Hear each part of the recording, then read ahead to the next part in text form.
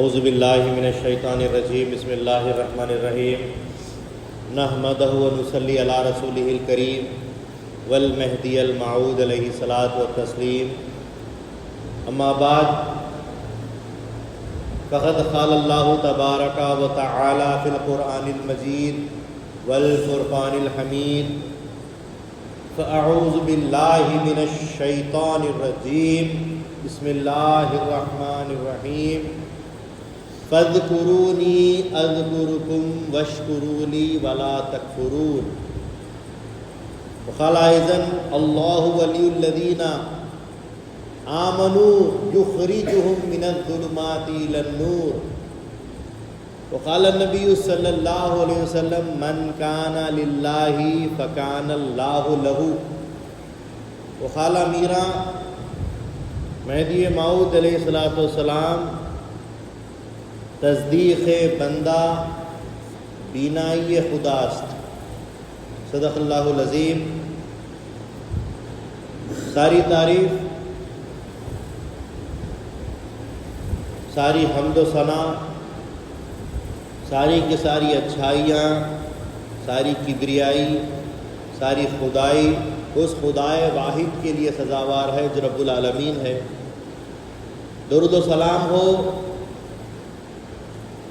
خاتمین محمدین کریمین علیہ السلام پر اور ہر دو کی ضروریات پر۔ معزز و مکرم مصلیان مسجد، حاضرین مجلس، السلام علیکم ورحمۃ اللہ وبرکاتہ۔ الحمدللہ اللہ کے فضل و کرم سے رسول پاک صلی اللہ علیہ وسلم اور مہدی موعود علیہ السلام کے صدقہ طفیل اور سیدین کے صدقہ طفیل اللہ تبارک و تعالیٰ کی مرضی و مراد کے تحت گزشتہ کل ہم نے سیرت مہدی موعود علیہ السلام کو سننے سنانے کا آغاز کیا۔ الحمدللہ گزشتہ کل سیرت امامنا علیہ السلام کی پہل ہو چکی ہے۔ آپ نے، ہم نے امامنا مہدی موعود علیہ السلام کے بچپن کے چند ایک حالات کو سننے کا شرف بھی حاصل کیا ہے۔ آئیے کل سے جو باتیں ہم کو آگے کی کرنی تھی اس کو جوڑتے ہوئے ہم آگے بڑھیں گے انشاءاللہ العزیز۔ اللہ تعالیٰ نے اپنے کلام پاک میں ارشاد فرمایا ہے سورہ بقرہ میں، فاذکرونی اذکرکم واشکروا لی ولا تکفرون۔ اللہ تعالیٰ فرماتا ہے تم میرا ذکر کرو تو میں تمہارا ذکر کرتا ہوں، تم میرا شکر ادا کرو، میری نافرمانی مت کرو، ولا تکفرون، میری نافرمانی مت کرو۔ اللہ تعالیٰ نے یہاں پر صیغہ امر کا استعمال کرتے ہوئے اہل اسلام کو حکم دیا ہے کہ تم میرا ذکر کرو۔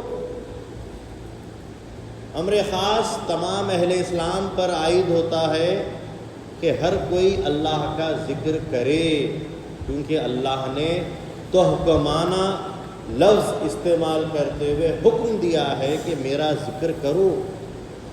اور جب اس احکام پر آپ گامزند ہوں گے تو اللہ تبارک و تعالی تمہارے اس عمل پر جواباً یہ کام کرے گا کہ وہ بھی تمہارا ذکر کرے گا۔ لیکن یہ اللہ تعالیٰ کا ذکر زندگی میں ایک بار کر دینے کا نام نہیں، زندگی میں 2 بار کر دینے کا نام نہیں، سال میں ایک بار اللہ کا ذکر کرنے کا نام نہیں ہے، مہینے میں ایک بار اللہ کا ذکر کرنے کا نام نہیں ہے، ہفتے میں ایک بار ذکر کرنے کا نام نہیں ہے، یا دن بھر میں ایک بار اللہ کا ذکر کرنے کا نام نہیں ہے، بلکہ یہ سلسلہ جاری و ساری رہنا چاہیے۔ آ رہی بات سمجھ میں؟ ذکر اللہ کا نماز پڑھتے ہیں تو بھی اللہ کا ذکر ہوتا ہے، روزہ رکھتے ہیں تو بھی اللہ کا ذکر ہوتا ہے، حج کرتے ہیں تو بھی اللہ کا ذکر ہوتا ہے، زکوٰۃ دیتے ہیں تو بھی اللہ کا ذکر ہوتا ہے، قرآن پڑھتے ہیں تو بھی اللہ کا ذکر ہوتا ہے۔ لیکن ہم کو وہ ذاکرین میں اپنے آپ کو شمار کرنا چاہیے جس کے تعلق سے اللہ نے فرمایا الذین یذکرون اللہ قیاما وقعودا وعلی جنوبہم، وہ ذاکرین جو کھڑے ہوئے، بیٹھے ہوئے، لیٹے ہوئے اپنی زندگی کی ہر کروٹ اور ہر حالت میں اللہ کا ذکر کرنے والوں کو ہی اللہ تبارک و تعالی ذکر کا جواب دیتا ہے، وہ اللہ ان کا ذکر کرتا ہے۔ یہاں یہ مراد ہے، وہ 360 کا نمازی نہیں چاہیے، کسی کھاٹلے کا نمازی نہیں چاہیے، 8 دن کا نمازی نہیں چاہیے، بلکہ ٹھاٹ کا نمازی چاہیے، اور ساتھ ساتھ ہر وقت کا ذاکر جو اپنی سانسوں میں پاس انفاس کرتا ہو وہ ذکر کرنے والا چاہیے، تب جا کر اللہ تبارک و تعالیٰ قبول کرتا ہے اور اللہ تبارک و تعالیٰ تمہارا ذکر کرتا ہے۔ یعنی ذکر کرنے میں اللہ تعالیٰ کی طلب میں آگے بڑھتے رہنا چاہیے، اس کو چھوڑنے کا سبب نہیں ہونا چاہیے، یہاں تک کہ اپنی ذات کو بھی اس ذات میں ضم کرنے کی بات آنی چاہیے۔ ذاکر ذکر کرنے والا، مذکور جس کا ذکر کیا جا رہا ہے، ذاکر اتنا ذکر کرے کہ ذاکر مذکور سے جا ملے، ذاکر خود مذکور ہو جائے اور مذکور ذاکر ہو جائے۔ یہی بات ہو رہی ہے یہاں، ذکر تم کر رہے تھے لیکن تم نے اپنی منزل ذکر کو کرتے کرتے اتنے پروان پر چڑھائے کہ مذکور کے پاس پہنچ گئے، تو اب مذکور تمہارا ذاکر ہو جائے گا، وہ تمہارا ذکر کرے گا۔ یہاں یہی بات ہو رہی ہے، فاذکرونی اذکرکم، تم میرا ذکر کرتے ہوئے وہاں تک آؤ گے تو میں تمہارا ذکر کرتے ہوئے ساری جو سو دنیا میں و ما فیہا میں تمہارا تذکرہ کرو، تم زمین پر میرا ذکر کرو، میں آسمانوں میں تمہارا ذکر کروں۔ مگر یہ کب ہوگا؟ ایک بار بولنے سے نہیں، تسلسل اس میں قائم رہنا چاہیے، ذکر بارہا کرتے رہنا چاہیے، زبان سے ذکر ہو، دل میں ذکر ہو، ہوش میں ذکر ہو، بے ہوشی میں ذکر ہو، خیال میں ذکر ہو، یہاں تک کہ آنے جانے والی سانسوں میں تک اللہ کا ذکر دم بس جانا چاہیے، تب جا کر اللہ تعالیٰ تمہارا ذکر کرتا ہے۔ امامنا مہدی موعود علیہ السلام نے اپنی تصدیق کا راز یہی کھول کر بتایا کہ تصدیق بندہ بینائی خدا است، بندے کی تصدیق اللہ تبارک و تعالیٰ کے دیدار تک پہنچا دیتی ہے، کیونکہ تعلیم بندے کی تصدیق کے بعد یہی ہے کہ جو ہے سو عبد معبود سے جا ملے، بندے میں اور خدا میں دوریاں باقی نہ رہے۔ ماں مذہب عاشقہ آوردیم، ہم عشق والا مذہب لائے ہیں، ماں مذہب دیداورم، ہم آنکھوں والا مذہب لائے ہیں، دیکھنے دکھانے والا مذہب لائے ہیں۔ کس کو دیکھنے دکھانے کے لیے؟ اللہ تبارک و تعالیٰ۔ اور رسول پاک صلی اللہ علیہ وسلم نے بھی ارشاد فرمایا، من کان للہ کان اللہ لہ، جو اللہ کا ہو جاتا ہے تو اللہ اس کا ہو جاتا ہے۔ کتنی پیاری بات اللہ کے نبی صلی اللہ علیہ وسلم نے فرمائی ہے.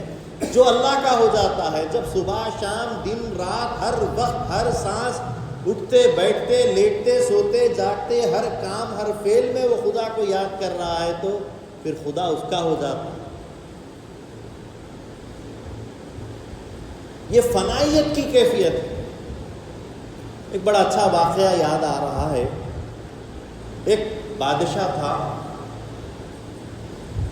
اس نے بازار سے ایک غلام خریدا.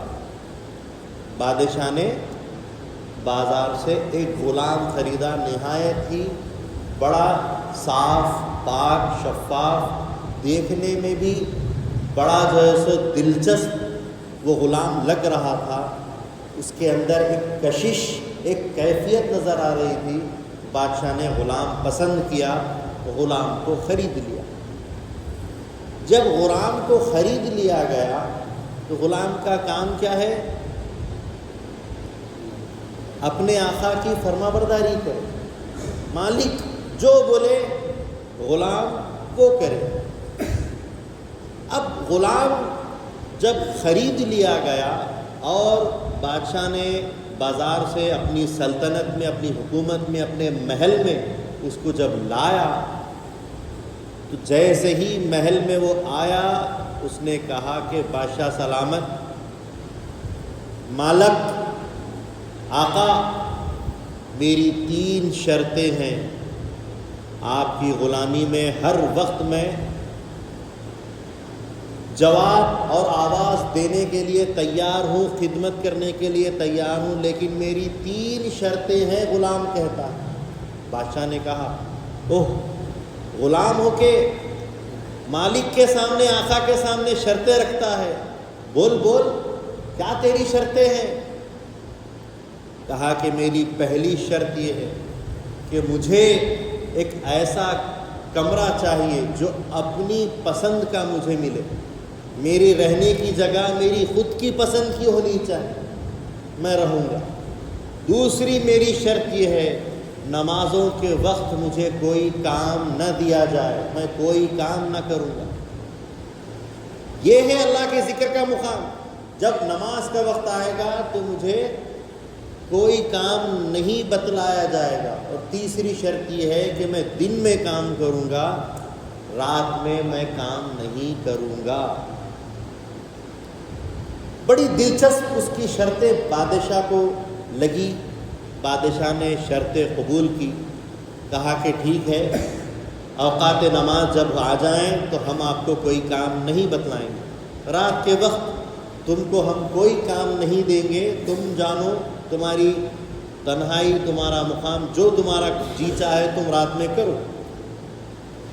اب کمرہ پسند کرو، رہنے کی جگہ پسند کرو. اس غلام نے پورے محل کے چکر کاٹے اور اس کے بعد ہر کمرہ دیکھنے کے بعد، جس میں ہر قسم کے وہاں پر ساز و سامان موجود ہیں، سب دیکھنے کے بعد اس غلام نے کہا کہ مجھے ایک کمرہ پسند آتا ہے، لہٰذا مجھے وہ کمرہ دے دیجیے. اب اس کے ہر کام پر بادشاہ کی دلچسپی تھی. تو بادشاہ نے کمرہ جا کر دیکھا تو کمرے کے اندر کوئی ساز و سامان نہیں ہے. دوسرے کمروں میں اچھے بستر ہے، اچھے جیسو دیواریں ہیں، اچھی چھت ہے، ہر چیز کی سہولت ہے، پانی ہے وغیرہ وغیرہ سب چیزیں ہیں. لیکن جو کمرہ اس نے پسند کیا ہے اس کی دیواریں بھی ٹوٹی ہیں، اس کے اندر سونے کرنے کے لیے بستر بھی نہیں ہے اور اس کی چھت بھی کھلی ہوئی ہے، ٹوٹی پھوٹی، جیسے کہ کوئی ویرانہ ہو، جہاں کوئی انسان کا بسیرا ہونا محال ہو، جہاں کوئی رہنا اور بسنا نہیں کر سکتا ہو. اس نے وہ کمرہ پسند کیا. کہا کہ تجھے یہ چاہیے؟ کہا کہ میری شرط یہی ہے کہ میری پسند کا کمرہ اور میری پسند کی جگہ رہنے کے لیے مجھے دی جائے، لہٰذا میں نے یہ پسند کیا ہے. کہا تیری مرضی. بات ہو گئی. کچھ دنوں کے بعد بادشاہ نے دیکھا، اس کی مصروفیت کو دیکھا اس کی اداؤں کو دیکھا کہ نماز کا وقت ہوتے ہی وہ نماز کے لیے چل دیتا ہے، رات کے وقت وہ فوراً اجازت عشاء کی نماز کے ساتھ لے کر اپنے قیام گاہ کی طرف چلا جاتا ہے، رات میں کوئی کام نہیں کرے گا۔ بہرحال اپنی شرطوں پہ وہ کام کر رہا ہے، رات کے وقت کام نہیں، دن کے وقت نمازوں میں ڈسٹرب نہیں کرنے کا، اس کو کام نہیں دینے کا، اور رات بھر وہ اکیلا رہے گا اپنے کمرے میں۔ ایک بار ایسا ہوا کہ بادشاہ اس کے پاس، کمرے کے پاس رات کے وقت ٹہلتا ہوا پہنچ گیا۔ اس نے کیا دیکھا کہ اس کے کمرے میں، اس کے حجرے میں وہ سجدے کی حالت میں بیٹھا ہوا ہے، حالت سجدے میں ہے، اور اس کے کمرے کے اندر، اس کے حجرے کے اندر ایک نور، ایک چراغ روشن ہے، اور پورا کمرہ نور سے منور ہے، پورا کمرہ روشنی سے روشن ہے۔ اب وہ سجدے میں ہے اور بادشاہ یہ منظر دیکھ رہا ہے۔ آدھا کلاک دیکھا، یعنی آدھا گھنٹہ دیکھا، 1 گھنٹہ دیکھا، 2 گھنٹے دیکھا، یہاں تک کہ فجر کی نماز کا وقت آ گیا۔ جب فجر کا وقت شروع ہوا، وہ سجدے سے اٹھنے لگا تو نور بھی اپنی جگہ واپس جانے لگا، چھت پہ سے وہ نور کا چراغ اوپر چلا گیا۔ یہ منظر دیکھ کر بادشاہ بڑا تعجب کرنے لگا کہ ہمارے درمیان یہ جو غلام ہے یہ کوئی معمولی شخصیت نہیں ہے، غلام تو ہمارا ہے لیکن حقیقت میں یہ غلامی کسی اور کی کر رہا ہے۔ اب اس کے بعد بادشاہ کو بڑی ادائیں اس کی پسند آئی، اپنے گھر صبح آیا، اپنی بیوی، اپنی رانی سے اس نے سارا ماجرا سنایا۔ رانی کو بھی بڑا تعجب ہوا کہ ہمارے گھر، ہمارے محل یہ کون سی شخصیت آ گئی ہے۔ لہٰذا رانی کو بھی شوق ہوا کہ ہم بھی اگلی رات یہ منظر دیکھنا چاہیں گے، تو بادشاہ کے ساتھ رات میں رانی بھی پہنچ گئی۔ دونوں مل کر رات میں یہ منظر دیکھنے لگے کہ یہ ذکر کر رہا ہے، سجدے کی حالت میں ہے، اور پورا کمرہ ایک چراغ، ایک نور سے روشن ہے۔ جب صبح ہوئی ان دونوں سے رہا نہیں گیا اور وہ حجرے میں داخل ہو جاتے ہیں اور اس کا راز کھل جاتا ہے، اور انہوں نے کہا کہ تمہارا درجہ، تمہارا مرتبہ اللہ کے یہاں بہت بڑا ہے، بہت بلند ہے، تمہاری تو خصوصیت اللہ کے ساتھ کچھ ربط، کچھ قربت ہی الگ ہے، لہٰذا ہم کو پتہ نہیں تھا تمہارا درجہ کیا ہے۔ اس نے ایک چیخ ماری اور اللہ کی طرف توجہ کی کہ اے باری تعالیٰ، یہ تیرا اور میرا راز تھا، بندے اور خدا کے درمیان کا راز تھا، تو نے یہ راز میرا ان کے اوپر یہ کیسے افشا کر دیا، یہ میرا راز کیسے کھول دیا، اور یہ کہا اور اسی وقت جاں بحق ہو کر وہیں گرا اور فنا ہو گیا۔ تو ذاکر ایسا ذکر کرے اللہ کا کہ مذکور سے جا ملے اور ذاکر مذکور بن جائے اور مذکور ذاکر ہو جائے، یہاں تک کہ کیفیت فنا تک پہنچ جائے اور فنا سے پھر بقا تک پہنچ جائے۔ یہ کیفیت ہونی چاہیے۔ یہ کیفیت کب ہوتی ہے؟ من کان للہ کان اللہ لہ، جب بندہ اللہ کا ہو جاتا ہے تو اللہ بھی بندے کا ہو جاتا ہے۔ اور یہی مہدی موعود علیہ السلام نے تعلیم دی ہے کہ تصدیق بندہ بینائی خدا، تصدیق کرو تو وہاں تک رسائی اور پہنچنے کی جستجو میں لگ جاؤ، اس محنت میں لگ جاؤ کہ خدا تعالیٰ تک پہنچ جاؤ اور عرفان کی منزلوں تک تم سیر کرنے لگ جاؤ۔ یہ مقام ہوتا ہے حقیقت میں ذاکر کا۔ اور جب ذاکر ایسے مقام پر آ جاتا ہے تو قرآن میں اللہ تعالیٰ فرماتا ہے کہ جب ذاکر اور مذکور کی جب ان کی قربتیں نزدیک ہو جاتی ہیں، ان کے معاملات نزدیک ہو جاتے ہیں، ان کی رسائی آپس میں ہونے لگتی ہے، تو پھر اللہ تعالیٰ ویسوں کو اپنا ولی بنا لیتا ہے، اللہ ان کو دوست بنا لیتا ہے۔ جب وہ خدا سے قرب ہو رہے ہیں، قریب آ رہے ہیں، خدا بھی قریب ہوتا ہے۔ خود حدیث میں الفاظ ہے، جب بندہ خدا اللہ کے یہاں چلتا ہوا جاتا ہے، 1 قدم بڑھاتا ہے، اللہ 10 قدم بڑھاتا ہے، اور وہ بندہ چلتا ہوا جاتا ہے تو خدا تعالیٰ دوڑتا ہوا اس کے پاس آتا ہے۔ یہ اللہ اور بندے اس کے کا ربط ہے، یہ ان کا قربت کا معاملہ۔ جب یہ معاملہ ہونے لگتا ہے تو پھر اللہ تعالیٰ اس کو اپنا ولی بنا لیتا ہے، دوست بنا لیتا ہے۔ اور جب دوست بناتا ہے اللہ تعالیٰ قرآن میں فرماتا ہے اللہ ولی الذین آمنوا یخرجہم من الظلمات الی النور. جب اللہ تعالیٰ ایمان والوں کو اپنا دوست بنا لیتا ہے تو ان کو اندھیروں سے نکال کر اجالوں کی طرف لے لیتا ہے. یہی وجہ تھی کہ وہ ولی اللہ، وہ جو غلام تھا، وہ جو ویرانے میں اندھیرے میں رہتا تھا لیکن خدا کی قربت اس کو حاصل ہو گئی تھی تو ویرانہ خدا کے ذکر کی وجہ سے آباد ہو گیا. وہاں اندھیرا تھا لیکن اللہ تعالیٰ کی روشنی وہاں پر آ گئی، کیونکہ جب اللہ کسی کو اپنا دوست بناتا ہے تو اس کو اندھیروں سے اجالوں کی طرف نکال دیتا ہے. یخرجہم من الظلمات الی النور، وہ اندھیروں سے اجالوں کی طرف اللہ نکال دیتا ہے، اور وہ اجالا حقیقت میں خدا تعالیٰ کی ذات، اس کا دیدار اور اس کا عرفان ہے. وہ کچھ اور نہیں ہے. وہ نور حقیقی کی منزل اس کی پہچان ہے، اس کا دیدار ہے. وہاں تک پہنچنے کا نام ہی جو ہے سو نور ہے اور وہ روشنی ہے. اللہ نور السماوات والارض، اللہ تو زمین و آسمان کا نور ہے، لیکن وہ نور کب حاصل ہوتا ہے؟ جب تم طلب رکھتے ہو. اللہ تعالیٰ تو ہر جگہ ہے، تم کو نظر نہیں آتا، لیکن جب تم تڑپ رکھتے ہو تو اللہ تعالیٰ خدا تو آنکھوں تک پہنچتا ہے. لا تدرک الابصار، آنکھیں اس تک نہیں پہنچتی. وہوا یدرک الابصار، جب تمہاری مرضی ہو جاتی ہے، طلب ہو جاتی ہے، تڑپ ہو جاتی ہے، آگے بڑھنے لگتے ہو تو وہ تمہاری آنکھوں تک خود پہنچ جاتا ہے. وہوا لطیف خبیر، اور اللہ تعالیٰ لطیف ہے اور ہر چیز کی خبر رکھتا ہے.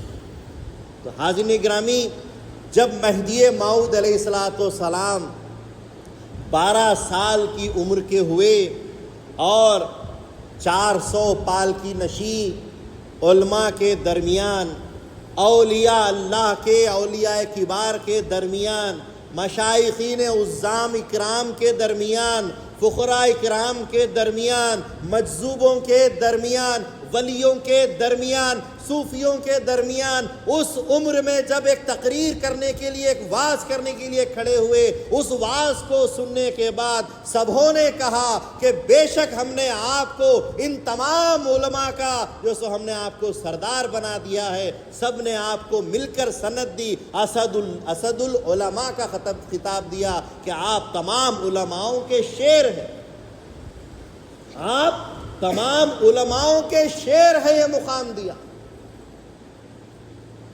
کیوں؟ کیونکہ وہ نور بکھیر رہے ہیں، وہ ان اندھیروں سے اجالوں کی طرف نکال رہے ہیں. من کان للہ کان اللہ لہ، جب کوئی اللہ کا ہو جاتا ہے اللہ اس کا ہو جاتا ہے، ہر کوئی اس کا ہو جاتا ہے، ہر کوئی شیدا ہو جاتا ہے. حاضرین گرامی، ایک طارق صادق بول کے ایک بزرگ تھے. وہ ایک مرتبہ اندھیرے میں ایک کنویں میں گر گئے. کیا ہو گیا؟ کنویں میں گر گئے، اور وہاں سے کچھ لوگ جانے لگے. انہوں نے دیکھا کہ یہاں ایک کنواں ہے جس کا منہ کھلا ہوا ہے، قریب ہے کہ کوئی گر جائے. انہوں نے اس کو ڈھانکنا شروع کر دیا، کنویں کا منہ بند کرنا شروع کیا، جبکہ اس میں حضرت طارق صادق نیچے گر چکے ہیں.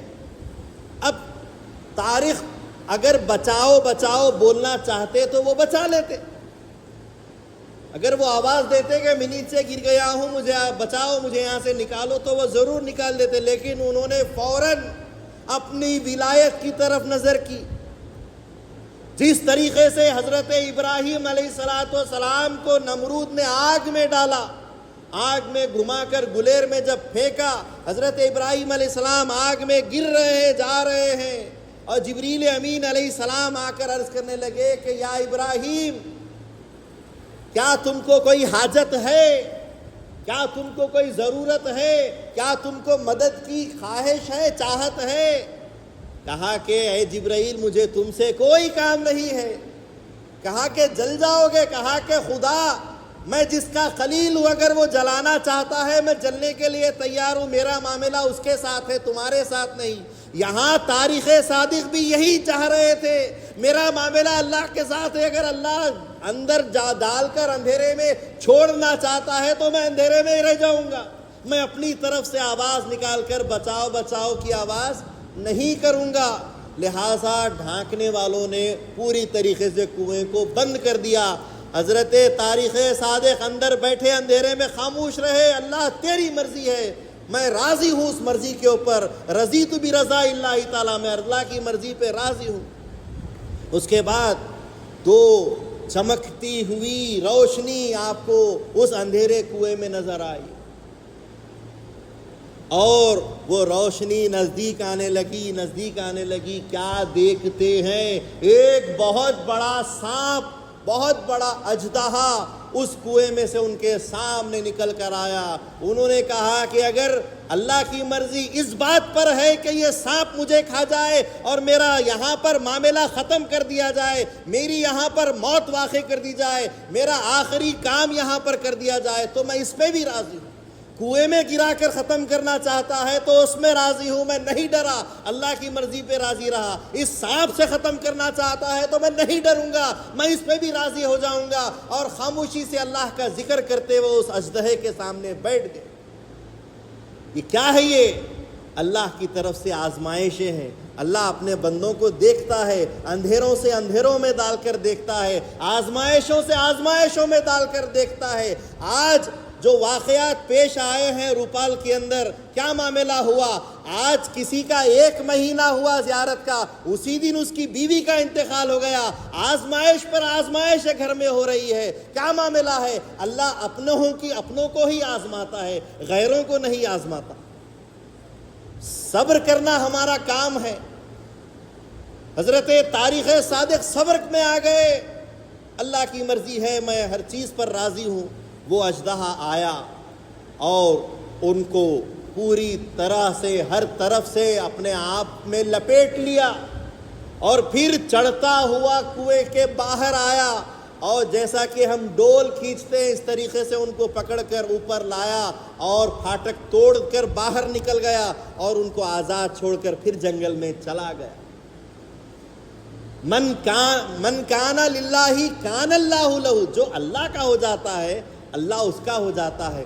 یخرجہم من الظلمات الی النور، کہ وہ پھر اندھیروں سے اجالوں کی طرف اللہ نکال دیتا ہے۔ تو امامنا مہدی موعود علیہ السلام جو ولایت محمدیہ مقیدہ مخصوصہ کے ساتھ اس دنیا میں تشریف لائے تھے، جو دافع ہلاکت امت محمدیہ بن کر تشریف لائے تھے، وہ تمام مظالم کو ختم کرنے کے لیے جو جون پور میں چل رہے تھے، جو ایک وقت میں شیراز ہند بنا ہوا تھا، لیکن موعود علیہ السلام کے پیدائش سے قبل جون پور کی حالت کیسی تھی؟ جون پور جو حکومت شرقیہ سے تعلق رکھتا تھا، جہاں پر کا سب سے آخری بادشاہ سلطان حسین خان شرقی گزرا ہے، اس کی سلطنت میں وہ آخری بادشاہ رہا۔ حکومت شرقیہ 100 سال میں 5 بادشاہ اس میں گزر گئے، اور 100 سال میں اس آخری بادشاہ کے اوپر حکومت بھی ختم کر دی گئی۔ لہٰذا شرقیہ حکومت کے حالات کچھ ایسے تھے کہ وہاں پر تمام مسلمان دنیاوی رہروی میں لگ چکے تھے، مشرکانہ اعمال اور افعال اپنانے لگے تھے، ان کے پاس کوئی اسلام کا کردار باقی نہیں تھا۔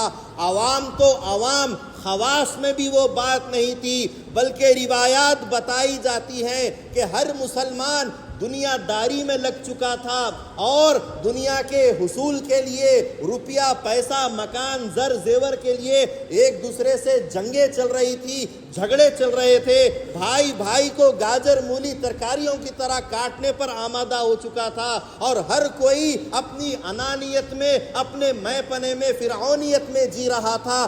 یہاں تک کہ اس وقت کے، اس دور کے علماء بھی جو تھے، اس وقت کے صوفیاء بھی جو تھے، اس وقت کے مشائخین بھی تھے، روایت بتاتی ہے کہ مسند فقیری پر، مسند رشد و ہدایت پر وہ تمام علماء، اولیاء، صوفیاء فرعون کا تاج پہن کر وہاں پر جو سو اپنی حکومت چلا رہے تھے۔ کوئی مشیخت، خلافت، امیری نہیں چل رہی تھی، بلکہ سارے معاملات دنیاوی ہو چکے تھے۔ جب دنیا اتنی رچ بس گئی جون پور میں، تو ایسے وقت میں ان مظالم کو ختم کرنے کے لیے اللہ کا خلیفہ وہاں پر مبعوث کیا گیا، تاکہ قوم کو رشد و ہدایت دے سکے، تاکہ نبی پاک صلی اللہ علیہ وسلم کا وعدہ پورا کر سکے کہ وہ مہدی آئے گا، وہ مہدی اللہ کا خلیفہ ہوگا اور وہ دافع ہلاکت امت محمدیہ بن کر آئے گا، امت محمدیہ کو ہلاکت سے بچانے کے لیے آئے گا۔ جیسے کہ اللہ کے نبی صلی اللہ علیہ وسلم نے فرمایا کیف تہلک امتی انا فی اولیہا والمہدی فی وسطیہا وعیسی ابن مریم فی آخریہا، کہ جو امت کو بچانے کے لیے پہلے میں ہوں، درمیان میں مہدی میری اطرت میں سے ہے اور آخری میں عیسیٰ علیہ السلام، عیسیٰ ابن مریم آئیں گے۔ تو وہ وعدہ اللہ کے نبی صلی اللہ علیہ وسلم کا پورا کرنے کے لیے امامنا مہدی موعود علیہ السلام اب 12 سال کے ہو چکے ہیں اور اسد العلماء کا خطاب بھی آپ نے لے لیا ہے، اور اب اس کے بعد امامنا مہدی موعود علیہ السلام رشد و ہدایت کرتے ہوئے، قرآن کو اپنے ہاتھ میں لیے ہوئے، قرآن کی آیات اپنی زبان پر لاتے ہوئے آپ نے سب کو خدا کی طرف دعوت دینا شروع کی۔ جوخ در جوخ مہدی موعود علیہ السلام کا بیان قرآن مشہور، وہ معروف ہونے لگا، عوام بیٹھنے لگی، خواص بیٹھنے لگے، امراء بیٹھنے لگے، صوفیاء بیٹھنے لگے، اولیاء بیٹھنے لگے، مشائخین بیٹھنے لگے، جمگٹا بڑھتا بڑھتا ساری سلطنت شرقیہ میں حضرت امامنا مہدی موعود علیہ السلام کا بول بالا ہونے لگا۔ کوئی مہدی موعود علیہ السلام کو میرا میرا کہہ کر پکارتا، کوئی مہدی موعود علیہ السلام کو میرا سائیں کہہ کر پکارتا، کوئی مہدی موعود علیہ السلام کو ولی وقت کہہ کر پکارتا۔ حضرت مہدی موعود علیہ السلام صرف اور صرف اللہ وحدہ لا شریک کی جانب بلانے پر تمام عوام کو رشد و ہدایت کرتے جاتے، قرآن کے ذریعے سے ان کو اللہ کی طرف بلاتے جاتے، اور معاملہ چلتا چلتا جب مہدی موعود علیہ السلام 16-17 سال کی عمر میں پہنچے، پورے شہر جونپور میں مہدی موعود علیہ السلام کا سکہ چلنے لگ چکا تھا، یہاں تک کہ موعود علیہ السلام کا یہ مقام ہو گیا تھا کہ خود بادشاہ وقت سلطان حسین خان شرقی اپنی پوری پرجا اور سلطنت کے ساتھ مہدی موعود علیہ السلام کے واعظ و بیان میں حاضری دیا کرتا تھا اور مہدی موعود علیہ السلام کی ہر بات کو سنا کرتا تھا۔ اولیاء، صوفیاء، علماء بولنے پر مجبور ہو گئے کہ موعود وہ باتیں بیان کرتے ہیں، قرآن کے وہ راز کھول کے رکھ دیتے ہیں جو آج تک ہم نے کسی کتاب میں، کسی تفسیر میں نہیں پڑھے، وہ رازیں کھول رہے تھے کہ ساریوں کی عقلیں کھل کے رہ جا رہی تھی۔ لہٰذا امامنا مہدی موعود علیہ السلام اس اثناء میں پھر دنیاوی کچھ معاملات جو زندگی کے ساتھ جڑے ہوئے ہوتی ہیں، مثلا شادی بیاہ کے فرائض بھی انجام دیتے ہیں۔ جب مہدی موعود علیہ السلام کی عمر مبارک 19 سال ہوئی تو آپ کی چچا زاد بہن کے ساتھ جیسا آپ کا نکاح کر دیا گیا، حضرت بی بی لہدادی رضی اللہ تعالی عنہا سے آپ کا نکاح کر دیا گیا، اور مہدی موعود علیہ السلام اس کے باوجود بھی واعظ و بیان اپنی بیوی کے ساتھ رہتے ہوئے کر رہے تھے۔ ایک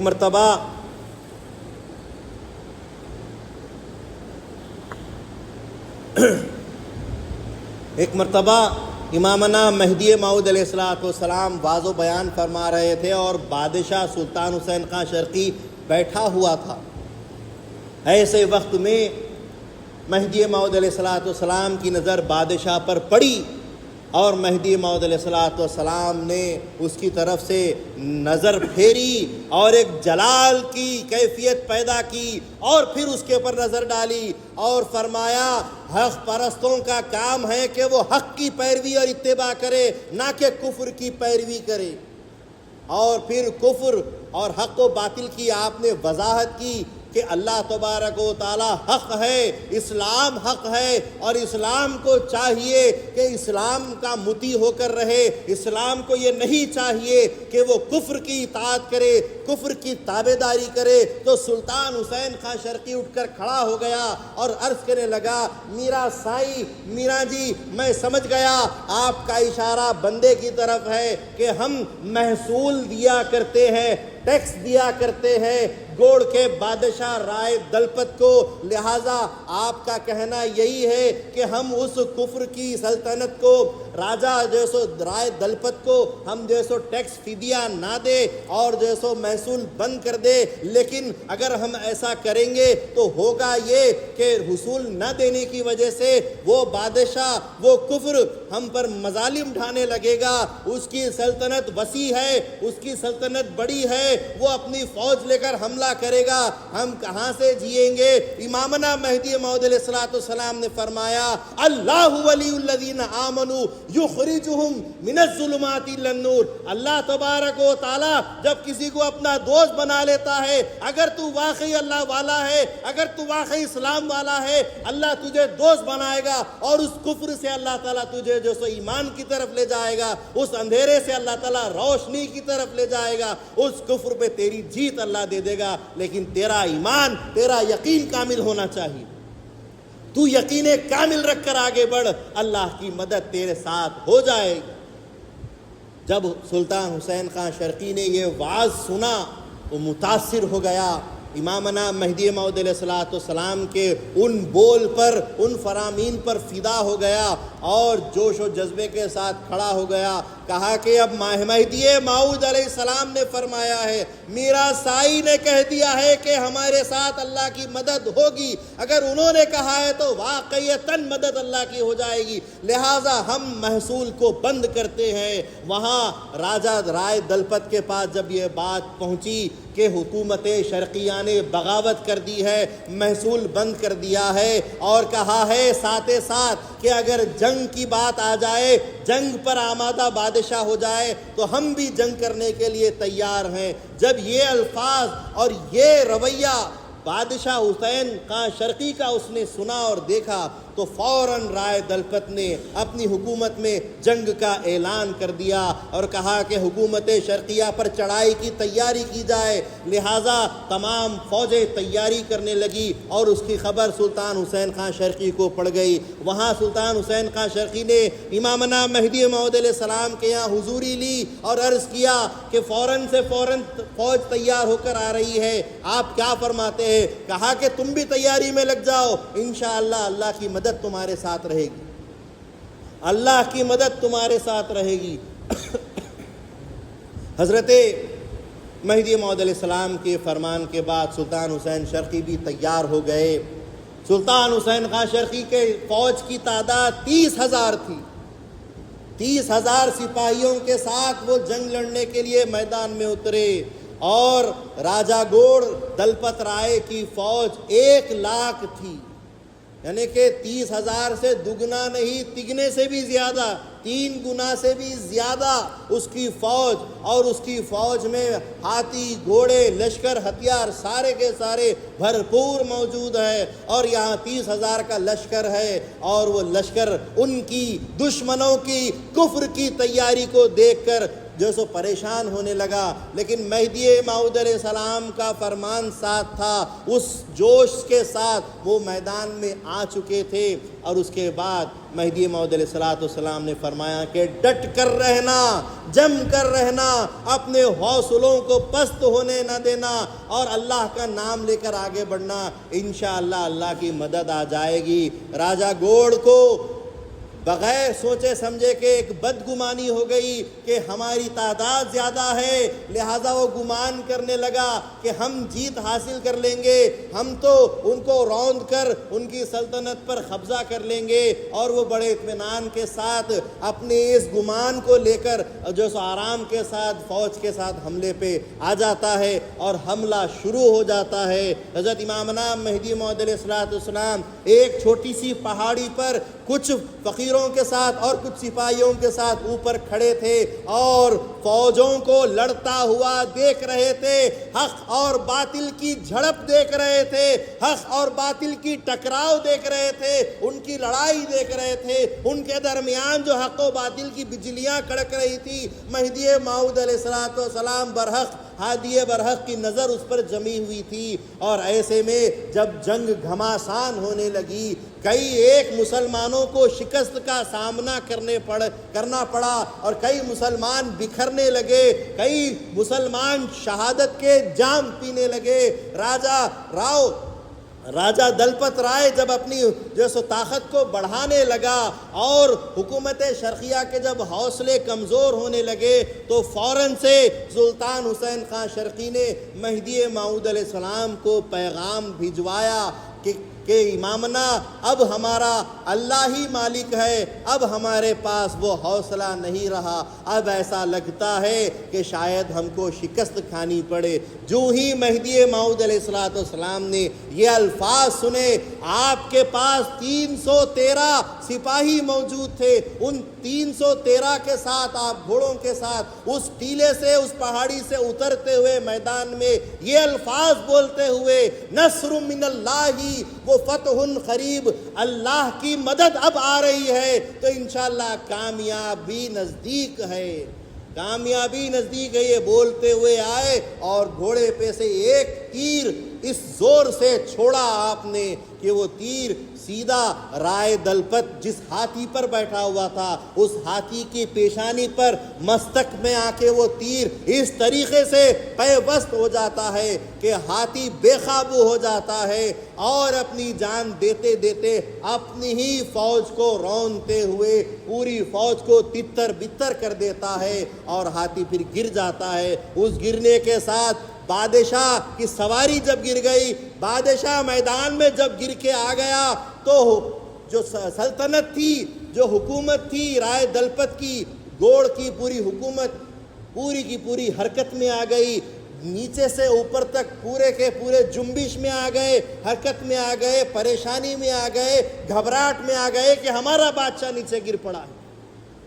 مہدی موعود علیہ السلام اس بادشاہ کی طرف بڑی تیزی سے اپنے گھوڑے کو دوڑاتے ہوئے آتے ہیں، رائے دلپت فوراً سے تلوار نکال کر کھڑے ہوتا ہے اور مہدی موعود علیہ السلام کو آتا ہوا دیکھ کر ایک زور کا وار کرتا ہے۔ مہدی موعود علیہ السلام اس وار سے بچ جاتے ہیں، اپنے آپ کو بچاتے ہیں۔ وہ کیا بچائیں گے؟ اللہ تبارک و تعالیٰ ان کو بچانے والا، کہ اللہ تعالیٰ نے فرمایا کہ مہدی موعود علیہ السلام کی مہدیت کی سب سے پہلی دلیل یہ ہے کہ آگ کا کام جلانا، پانی کا کام ڈبونا، ہتھیار کا کام کاٹنا، لیکن جو مہدی برحق ہوگا، جو مہدی موعود ہوگا، اس کے اوپر یہ کام نہیں کریں گے۔ لہٰذا وار خالی چلا گیا اور موعود علیہ السلام نے پلٹ کر جب تلوار چلائی تو اس کے کھاندے پر ایسا زخم لگا کہ اس کا دل باہر نکل کر آ گیا، اس کا دل باہر نکل کر آ گیا، اور پورے میدان میں شور و غوغا ہونے لگا، آوازیں بلند ہونے لگی کہ رائے دلپت مارا گیا، بادشاہ گوڑ قتل کر دیا گیا، مارا گیا، جہنم رسید ہو گیا۔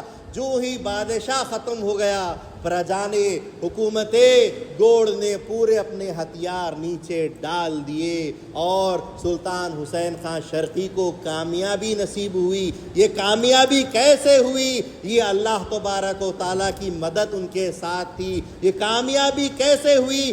اللہ تبارک و تعالیٰ کا وہ ولی ان کے ساتھ میں تھا جو سید الاولیاء تھا، جو ولایت محمدیہ مقیدہ کا خاتم تھا، وہ ولی ان کے ساتھ تھا جنہوں نے اندھیروں سے اجالوں کی طرف سلطان حسین خان شرقی اور حکومت شرقیہ کو نکالا، لہٰذا کامیابی ہو گئی۔ لیکن اسی وقت میں مہدی موعود علیہ السلام نے جب گوڑ کے بادشاہ کو نیست و نابود کیا، اس کے اوپر وار کیا، وہ جب نیچے گرا تو اس کا دل جیسو پھٹ کر جیسو باہر نکل کر آیا، سینہ پھٹ کر اس کا دل باہر نکل کر آیا۔ مہدی موعود علیہ السلام نے کیا دیکھا کہ وہ راجہ راؤ ہاتھی کی پوجا کرتا تھا، اور اس قدر ہاتھی کی پوجا میں وہ مگن اور مست رہا کرتا تھا کہ اس کے دل پر اس ہاتھی کی تصویر چھپ چکی تھی۔ اتنی خشوع اور خضوع کے ساتھ وہ ہاتھی کی پوجا کرتا تھا کہ اس کے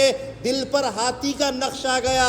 مہدی موعود علیہ السلام نے اسی وقت دیکھتے ہی ایک آپ کے اوپر ایک کیفیت گزری، مہدی موعود علیہ السلام پر یہ کیفیت گزری کہ جب باطل کی پرستش کا یہ عالم ہے کہ تصویر اور نقش چھپ جاتا ہے، اتر جاتا ہے، تو حق کی پرستش کا عالم کیا نہیں ہوگا؟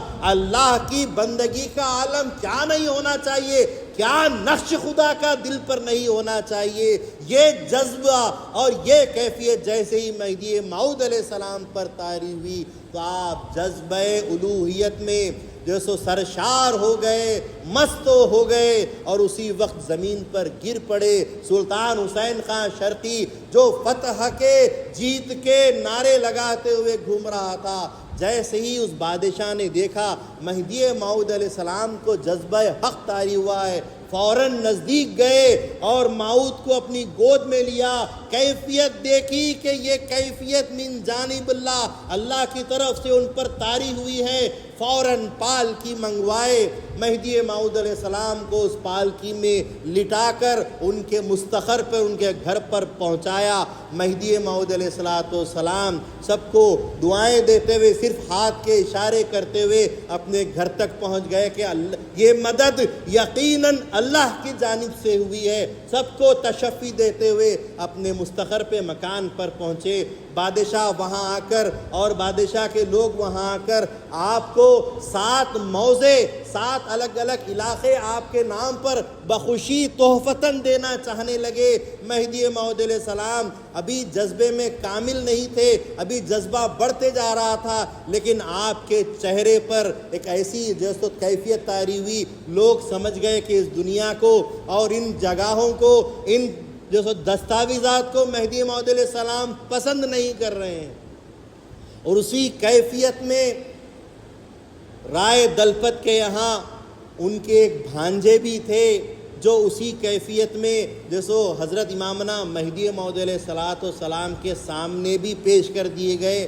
جو کیفیت مہدی موعود علیہ السلام کے اندر موجود تھی، جو کیفیت ان کی آنکھوں میں تھی، وہ کیفیت، وہ نظر، وہ 1000 سالہ مقبولہ نظر، اس مہدی موعود علیہ السلام کی نظر اس بھانجے پر پڑی۔ وہ بھانجے کوئی اور نہیں بلکہ حضرت بندگی میاں دلاور، جو آگے جا کر شاہ دلاور رضی اللہ تعالیٰ عنہ بننے والے تھے، ان پر مہدی موعود علیہ السلام کی نظر، وہ حق کی نظر پڑ گئی۔ اور وہ بچہ سلطان حسین خان شرقی نے اپنی بہن سلیمہ خاتون کے حوالے کیا، جو لاولد تھی، کہ اے میری پیاری بہن، یہ بچہ ہمیں اللہ نے تحفتاً اس جنگ کے اندر دیا ہے، تو اس بچے کو پال لے اور اپنی خوشی پوری کرے۔ یہاں یہ معاملہ ہو گیا، وہاں مہدی موعود علیہ السلام کے جذبے کی کیفیت چلنا شروع ہوئی، اور یہ کیفیت دن بدن بڑھتے جاتی، اور 1 دن سے 2 دن، 2 دن سے 10 دن، 10 دن سے 10 مہینے، 10 سال، 12 سال تک یہ کیفیت مہدی موعود علیہ السلام پر جاری رہی، جو جذبہ حق جس کو کہا جاتا ہے۔ حاضرین گرامی، یہ سب اللہ تبارک و تعالیٰ کی عطا ہے، یہ سب اللہ تبارک و تعالیٰ کا فضل ہے۔ جب اللہ کسی کو چن لیتا ہے، پسند کرتا ہے، تو اللہ تبارک و تعالیٰ لوگوں کے لیے، تمام مخلوقات کے لیے اس کو ایک مثال بنا دیتا ہے اور اس کو ایک وسیلہ بنا دیتا ہے تاکہ لوگ اس کے ذریعے سے خدا تک پہنچ سکیں۔ انشاءاللہ العزیز کل مہدی موعود علیہ السلام کے اس جذبے کی کیفیات کو اور بھی ہم اجاگر کرتے ہوئے بیان کرنے کی کوشش کریں گے، اور جذبے کے بعد امامنا مہدی موعود علیہ السلام کے ہجرت کے معاملات، ہجرت کا آغاز آپ کا کیسا ہوا، اس پر بھی مختصر انشاءاللہ العزیز بیان کرنے کی کوشش کی جائے گی۔ میں اللہ سے دعا کرتا ہوں کہ اللہ تبارک و تعالیٰ جیسا کہ اس نے ہم کو حکم دیا ہے، فاذکرونی اذکرکم، تم مجھے یاد کرو میں تمہیں یاد کروں گا، لہٰذا اللہ تعالیٰ ہم کو یہ توفیق دے کہ ہم واقعتاً اللہ کو یاد کرے، صبح و شام یاد کرے، صبح کے وقت، فجر کے بعد، شام کے وقت، عصر کے بعد خدا کو یاد کرنے کی اللہ ہم کو توفیق عنایت فرمائے۔ سلطان اللیل اور سلطان النہار کی اللہ تعالیٰ ہم کو پابندی عطا فرمائے۔ اللہ تبارک و تعالیٰ جس مقصد اور جس کام کے لیے ہمیں پیدا کیا ہے، اللہ تعالیٰ ہمیں اس مقصد مقصود تک پہنچائے۔ اللہ تبارک و تعالیٰ ہمیں دنیا میں کامیاب کرے، آخرت میں کامیاب کرے۔ اللہ سے دعا ہے کہ اللہم، اے ہمارے پروردگار، کہ ہم کو تو مہدوی بنا کر جو سو زندہ رکھ، مہدوی بنا کر مار۔ اللہم احیینا فی مہدویین و امیتنا فی مہدویین واحشرنا یوم القیامت فی زمرۃ المہدویین، آمین۔ وآخر دعوانا ان الحمد للہ رب العالمین۔